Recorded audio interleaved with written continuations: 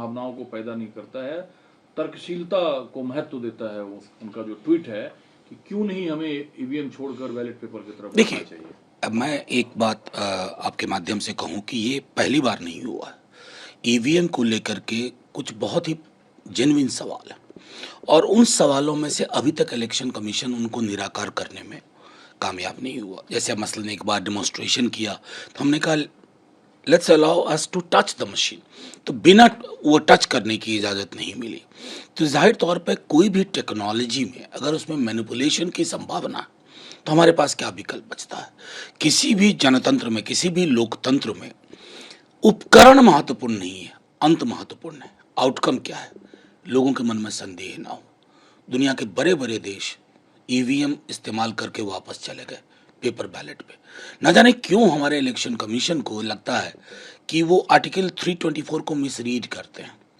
वो किसी उपकरण के पक्ष में नहीं है, फ्री एंड फेयर इलेक्शन के पक्ष में। जहां सबकी सहमति हो उस पर जाइए। दूसरा विकल्प है 100% वीवीपैट काउंट करिए। तो वो कहते हैं फिर बहुत दिन लग जाएंगे। कई देशों में 3 दिन लगता है। और अब तो टेक्नोलॉजी गिनने की बहुत तेज आ गई है। पहले हाथ से वो गिनना नहीं, अब मशीन में डालिए ना।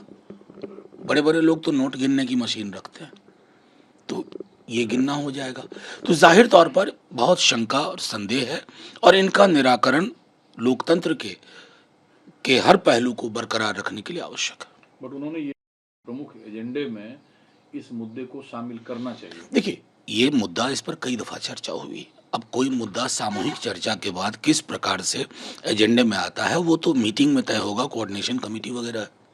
लेकिन सर एक सवाल, जैसे ही ईवीएम पे बहस आती है कि जहां आप लोग, जिसको आजकल इंडिया अलायंस कहते हैं, जब वहां जीतते हैं तो मशीन ठीक होती है और बाकी के संभावनाओं पे आप लोग एतराज जताते हैं। इस बहस से नहीं, मैंने कभी ये नहीं कहा। कम से कम मैं अपने दल को जानता हूँ।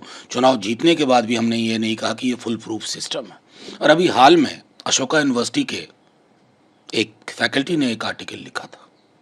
उस आर्टिकल को अगर आप देखिए, जिसके बाद उनकी नौकरी चली गई, उस आर्टिकल को अगर आप देखिए तो मैनिपुलेशन के कितने तरीके हो सकते हैं, रोंगटे खड़े हो जाते हैं।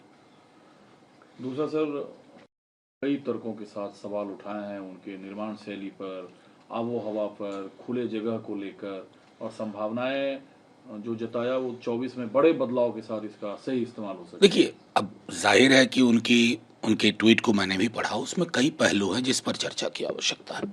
लेकिन इस तरह की इस बिल्डिंग से उस बिल्डिंग में चले जाएंगे तो ये उसी तरह की बात होती है जैसे मोदी जी करते हैं कि अचानक से ये कर दो, अचानक से वो। बड़ी गहन चर्चा से होगा कि इसका बेहतर इस्तेमाल किया। लेकिन एक चीज़ जो मैं बता रहा हूँ, जो ग्रेस और मैजेस्टी उस बिल्डिंग में थी।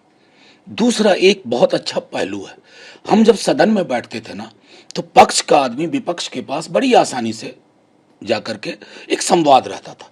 एक सेंट्रल हॉल था। सेंट्रल हॉल सिर्फ चाय कॉफी की जगह नहीं थी। कई सारे स्टेलमेट वहां खत्म होते थे, आइस ब्रेक हुआ करता था। आज हमारे पास कुछ नहीं है। 2 कैंटीन है, संगम 1, संगम 2, दोनों में 60-70 लोगों के बैठने की व्यवस्था है। सेंट्रल हॉल एक ऐसा स्पेस था, जो स्पेस हमारे लोकतंत्र में बड़ी बड़ी चीजों, जब दुविधा की स्थिति हुई तो उसको रिजॉल्व कर लिया गया। पता नहीं क्यों प्रधानमंत्री जी को लोगों का मिलना जुलना, एक साथ बैठना नागवार क्यों गुजरता है, ये तो वही जाने। So thousands of India, but what about the member of parliament? What he said in the parliament about the next member of parliament like Danish Ali? ये देखिए, हम लोग कल से इस बहस में एक महत्वपूर्ण पहलू छोड़ रहे हैं। हमारे मित्र दानिश अली का प्रश्न नहीं है ये, और ये विधोरी साहब का भी नहीं है। दानिश को मैं कई वर्षों से जानता हूँ, उनके मिजाज को शायद अभी भी विधोरी जी नहीं जानते हैं। मतलब आप ये समझिए कि इस देश में 9.5 पौने 10 वर्ष में एक जहरीली जुबान को पॉलिटिकल प्रीमियम मिला है। आप जितना जहरीला जबान बोलते हैं, किससे शिकायत करें हम साहब? बड़े पद पर आसीन व्यक्ति कहते हैं हम तो कपड़ों से पहचान लेते हैं। रामजादे, हरामजादे, गोडसे सबसे बड़ा देशभक्त, जालीदार टोपी। अब ये लोग कहां कहां बैठे हुए हैं, किन किन पदों पे। तो जब एक बार किसी पॉलिटिकल पार्टी को लग जाता है कि नफरत की जुबान बोल करके वो वोट की फसल काटती है, समाज छत विच्छत होता है।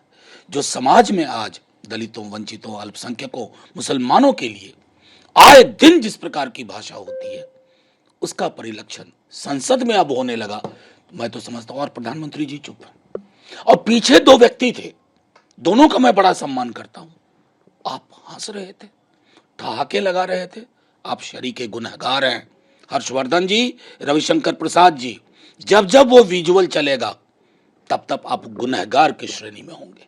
कल तक जो विषय को कोटा, राहुल गांधी से जब ये सवाल पूछा गया तो उन्होंने 100% अफसोस जताया कि जब हमारी सरकार बिल को प्रेजेंट की थी तो इसमें नहीं रखा गया था ओबीसी का कोटा, लेकिन अब मैं चाहता हूं कि इसमें सुधार हो और जल्द ये चीजें सामने। कितने नेताओं को जानते हैं इस देश में जो अपनी गलती स्वीकार करने की क्षमता रखते हो?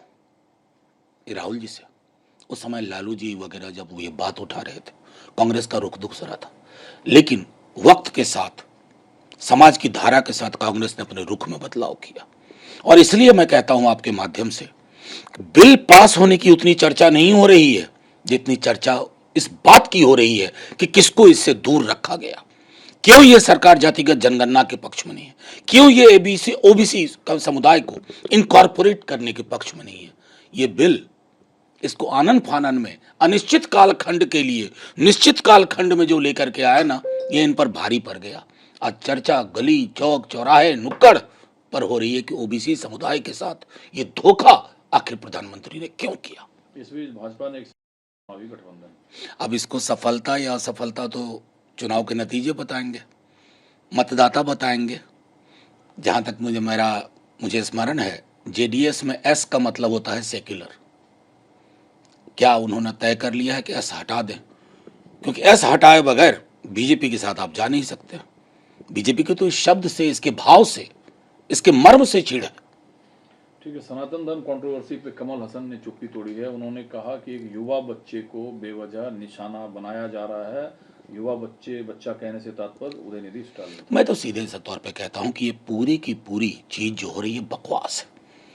सीवर में उतरने वाले की जाति क्या होती है, इस पर सब चुप है। बीजेपी बोले ना, कौन सीवर में उतर के मर रहा है? जातिगत जो सीढ़ीनुमा ये चीज है, वो क्यों बरकरार है मेरे देश में? मेरे देश में अभी भी क्या परिस्थितियां हैं कि 90% की आबादी को उचित प्रतिनिधित्व नहीं है। क्या इसको धर्म से समझा लेंगे? धर्म का मर्म यह होता है जो बुद्धा के धम्म। कोई भी मजहब हो, वो संविधान की इस किताब पर तौली जाएगी, उसकी रवायतें इस किताब पे तौली जाएंगी, और हर धर्म को बदलाव लाना होगा अगर समता मूलक समाज की परिकल्पना है। अब ये नहीं हो सकता कि एक तरफ संविधान में समता मूलक समाज बोले और दूसरी तरफ कहें कि नीच नीच ही रहेगा, ऊंच कुल होता है कोई, नीच कुल होता है कोई। कबीर को क्या कर लेंगे? मैं तो बार बार कहता हूं, कबीर आ जाएंगे तो आप उनको जेल में डालोगे, बेल नहीं मिलेगी उन्हें।